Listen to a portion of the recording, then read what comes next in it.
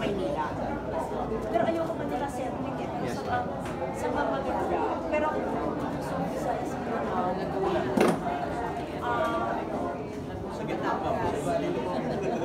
mamalik sa Congress tayo, annually. PO Congress. Annually. Yes, Congress. Sa July, di ba? Ako speaker nyo. Ako speaker nyo. Sige, yung president namin. Ano si Vice? Sino ba? Sino ka ba? Pwede mo sa dyan sa sige, sabi ko mga mesa sino ang sino yung FF natin? Hindi siya.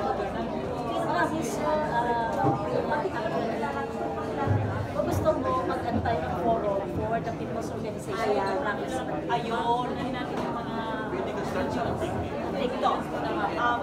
Akla na ang ticket. 60 plus kami o Pilipinas tayo. Sa panay na tayo. Kung panay na lang. Dito na lang. Kung panay. Ang panay. Paano mo magpanay pa? Yes. Tapos, gusto ko yung mga best practices o mga model CBFMs. Pero mo, senador yun siguro mga para makikita yung pinaka-core na mga officers. Oo. Kaya, nabibiro kami 1,997. So, in 15 regions, yung 1,900. Yeah. May mga bago-bago. Yeah. Doing CBFM.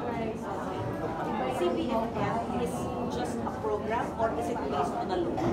Program. Unity-based. Hindi siya enacted in the law.